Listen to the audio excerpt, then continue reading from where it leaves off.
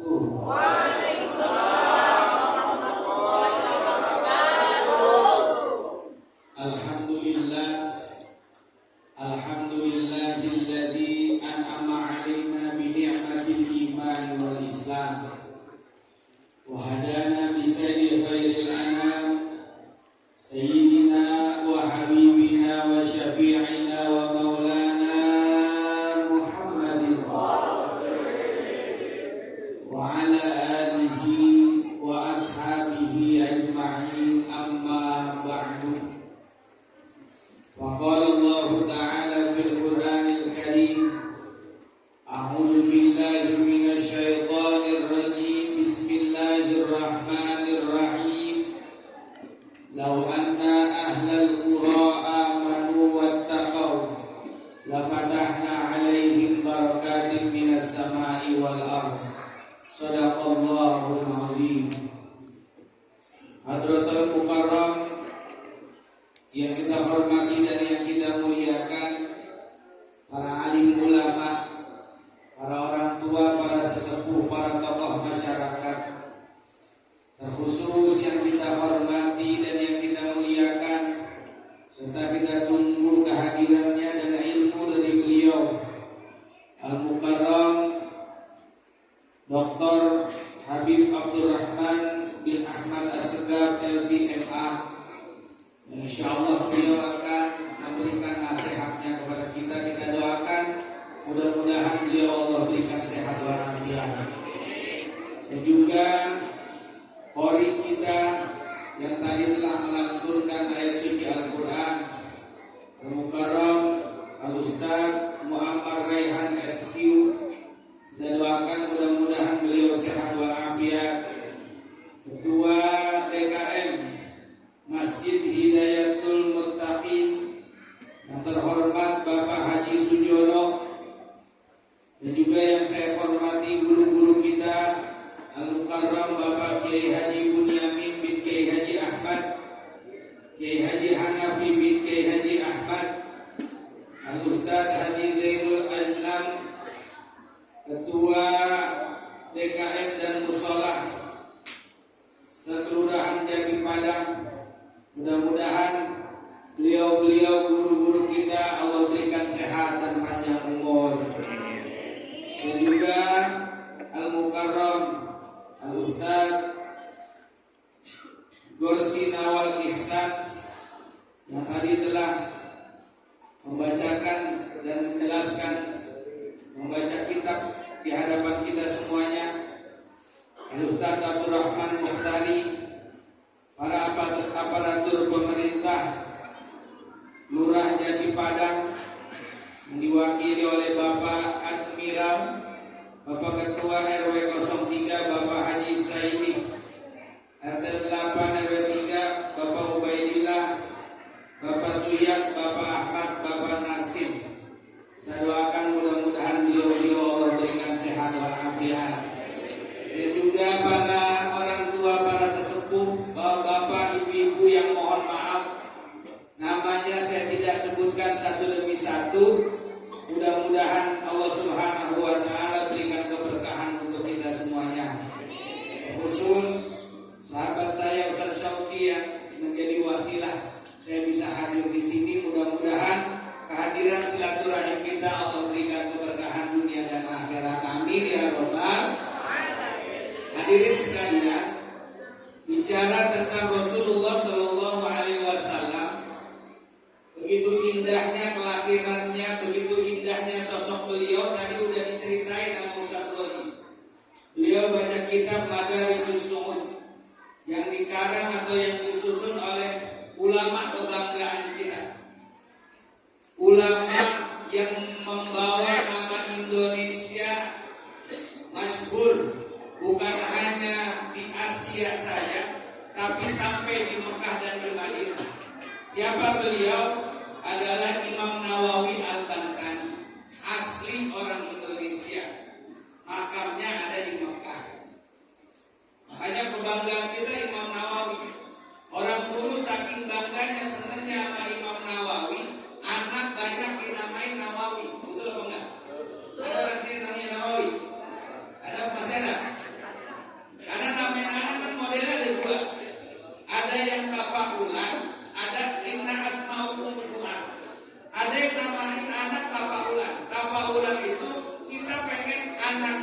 yang ulama begitu. Namain anak Nawawi biar apa?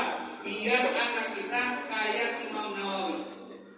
Namain anak siapa? Syafi'i. Biar apa? Biar kayak Imam Syafi'i. Itu tafaulan. Boleh apa enggak? Boleh, enggak apa-apa. Cuma jangan diganti panggilannya. Namanya siapa? Syafi'i. Panggilan PDI. Ya kan? Kagak nyambung.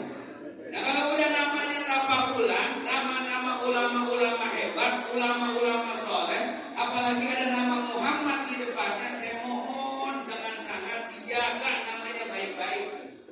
Jangan sampai bapak udah namanya ulama besar, tapi kelakuan kita nggak mencerminkan orang soleh. Namanya siapa? Muhammad. Emang apa? Tafaulan dia dapat syafaat nanti di yaumil kiamat dari Nabi Muhammad. Cakep apa enggak? Cakep. Cuma kan kagak enak kalau dia nggak bisa jaganya. Temen yang nanya, itu salah. Muhammad di mana Muhammad? Menurut di pos lagi main gaplek. Ya kan? Kagak bisa jaga nama baiknya. Kalau orang udah dinamain nama yang istimewa, jaga. Atau yang kedua, apa? Inna asma'ukumud du'a, namain anak buat doa. Makanya namain anak panggil yang bagus-bagus. Siapa nama anaknya? Zaki. Biar apa? Biar pintar. Ada yang nanya, Ustaz, orang dulu namain anak biasa asal-asalan aja sejadinya. Orang dulu mah biasa. Orang dulu mah ulama jarang, guru jarang. Makanya kalau namain anak orang dulu mah asal nemu. Betul apa enggak ya? Lahir hari Senin, namain anak siapa? Sanen. Lahir hari Jumat, namain anak Ahad. Lahir hari Kamis, Kamis Asar, namain anak Ihsan. Betul apa enggak? Yang Betawi, yang Jawa kan adalah hari Pon. Lahir hari Pon, hari Wage. Lahir hari Pon, Ponari, Poniran, hari Wage, Wagimin, Wagino, ya kan? Ada kayak begitu modelnya?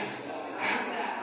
Ustaz, namain anak tafaulan nama malaikat boleh apa enggak? Boleh. Cuma pilih-pilih malaikatnya, malaikat Ridwan, cakep. Jangan sampai namain anak pengen banget tafaulan nama malaikat, namain anak siapa? Israil. Bapaknya sakit, kata mamanya apa? Pak, Israil udah sampai itu. Kata bapaknya, jadi udah mau mati dah. Makanya namain anak yang bagus, Bang. Yang bagus. Tadi udah dijelasin tentang bagaimana kelahiran Nabi Muhammad Shallallahu Alaihi Wasallam. Makanya enak kita dengerin cerita kelahiran Nabi Muhammad dengan harapan mudah-mudahan kita dapat syafaat beliau di yaumil kiamat nanti. Amin ya rabbal. Bapak sekalian, ibu sekalian, ini kita masih maulid. Padahal itu udah bulan apa? Bulan apa? Desember. Ya kalau bulan hijriahnya bulan apa? Jumadil akhir. Boleh apa enggak? Saya punya guru al-Maqful Abu Yaki Haji Abdurrahman Nawawi. Dia mengatakan, bicara Nabi Muhammad Sallallahu Alaihi Wasallam kapanpun, dimanapun, asal tempatnya baik, waktunya baik, tidak pernah salah. Maka beliau menasihati, ubah kalau emang mau yang aman, bahas Nabi Muhammad. Mau bulan apa juga boleh.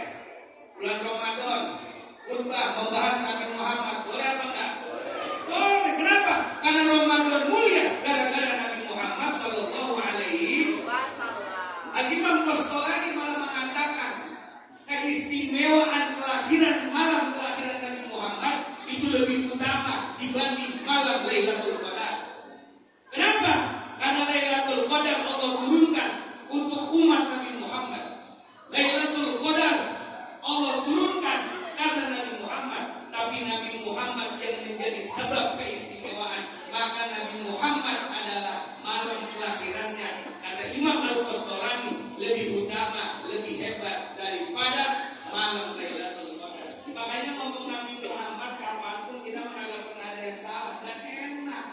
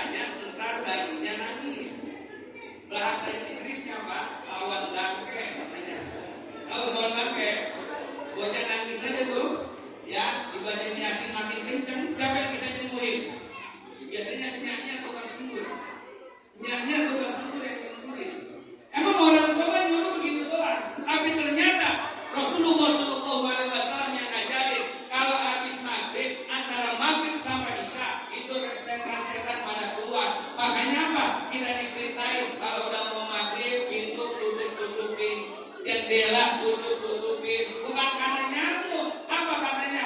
Karena biar iblis setan-setan gak masuk ke rumah kita. Orang tua kita nyuruh doang. Dalilnya kagak apa. Tapi apa yang kita ikuti, insya Allah keselamatan hidup kita.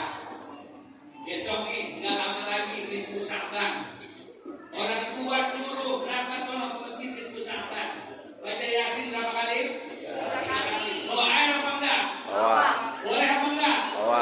Boleh. Yang kagak boleh datang Hizbus Sa'ban kalau bawa air, pulang bawa air. Saya coba sama dia. Ya kan? Iya, kan orang yang punya gua mana? Datang boleh bawa air. Siapa yang perintah? Orang tua kita. Maka ada ungkapan at-tabi makana fil tabi kana fil makbu. Orang yang ikuti keberadaannya enggak jauh beda sama orang yang ikuti. Orang yang ikuti keberadaannya enggak bakal jauh beda sama orang yang ikuti. Kita mau ke Bogor, nanya aja lewat mana. Paling enak kalau stasiun naik kereta berangkat ke arah Bogor, nyampe apa enggak? Nyampe. Makanya kalau kita pengen kayak guru-guru kita pengen kayak orang tua kita, ikutin ketua, warisan, amalia orang tua kita. Insya Allah hidupnya berkah kayak orang tua kita. Amin ya Rabbal.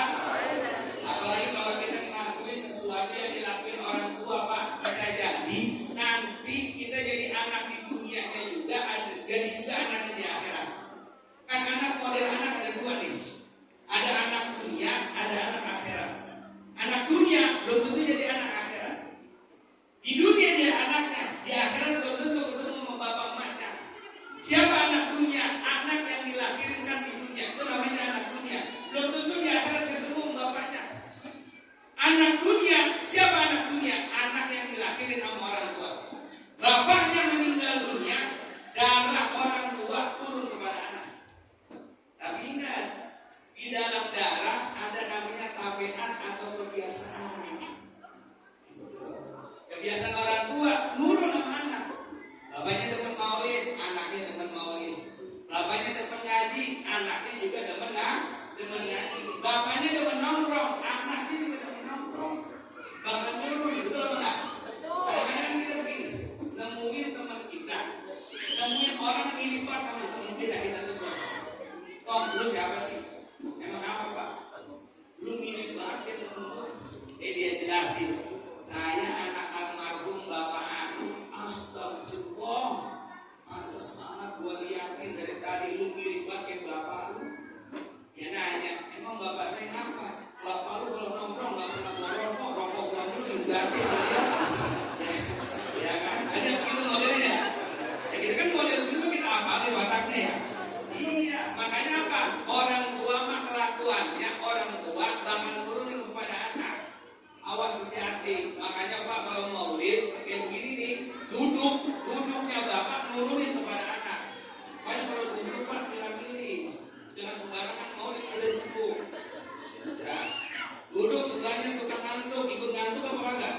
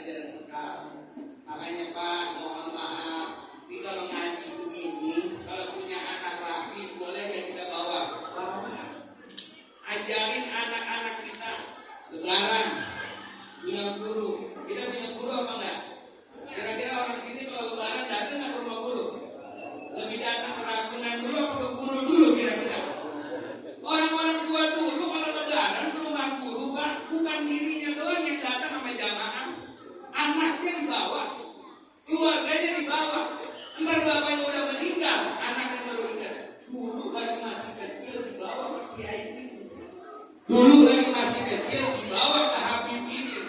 Dulu lagi masih kecil dibawa ke Kuitang, dibawa ke luar Batam. Dia ingat masa lalunya. Dia hafal perbuatan orang tuanya kayak gitu. Dia terusin perbuatan orang tuanya. Akhirnya apa? Apa yang dilakukan orang tua dilakukan juga sama anak.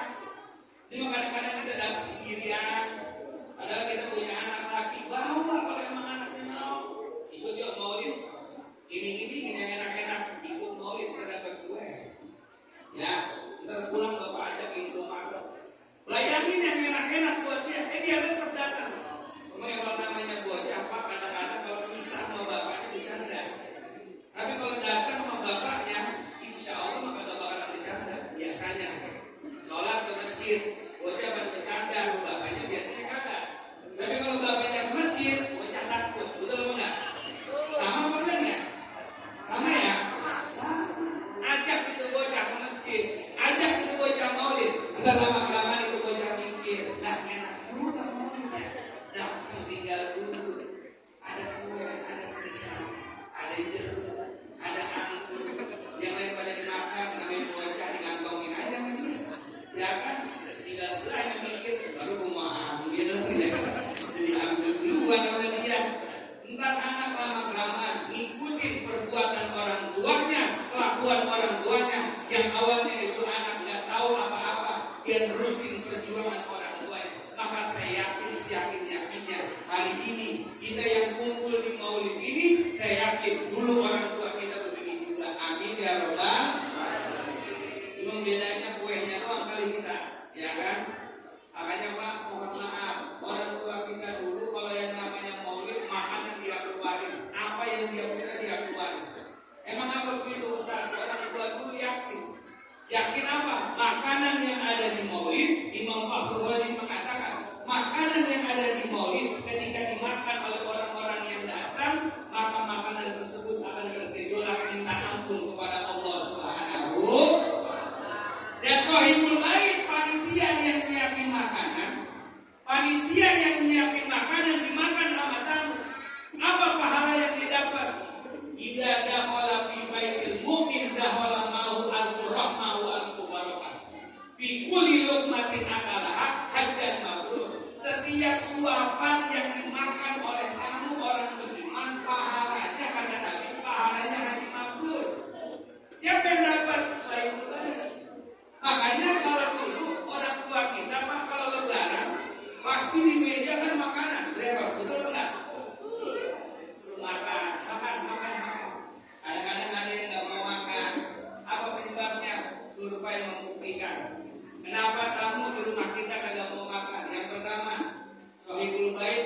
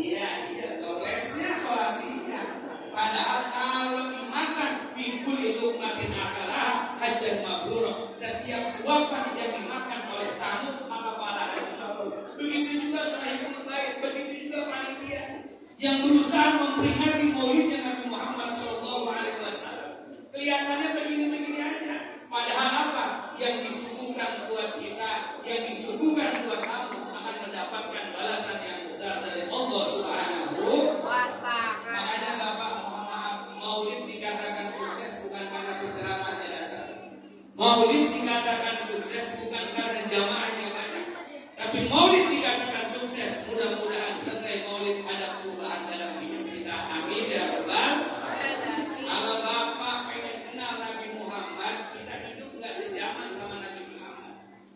Allah katakan laqad manallahu 'alal mu'minin id ba'atsa rasulan min anfusihim.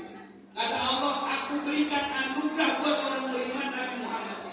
Cuma anugerah ada yang langsung, ada yang perlu pakai perantara. Kalau sahabat Nabi langsung dia dapat. Tapi kalau kita Pak yang hidup nggak sejaman sama Nabi Muhammad, perlu pakai perantara. Apa perantaranya? Guru-guru kita. Tadi kita dengerin ngaji, kita dengerin pembacaan kitab tentang Nabi Muhammad. Gara-gara perantara guru-guru kita tahu bagaimana keistimewaan Nabi Muhammad Sallallahu Alaihi Wasallam. Maka maulid dikatakan sukses bukan karena penceramahnya hadir. Maulid dikatakan sukses bukan karena jamaahnya banyak, tapi maulid dikatakan sukses. Mudah-mudahan selesai dari maulid ada perubahan dalam kehidupan kita. Amin ya rabbal alamin. Yang gak pernah ngaji biar rajin ngaji. Amin. Yang jarang ke masjid biar rajin ke masjid. Amin. Yang mudah-mudahan suami istri yang biasanya kadang-kadang berantem, mudah-mudahan Allah jadi keluarga yang sakinah mawaddah warahmah.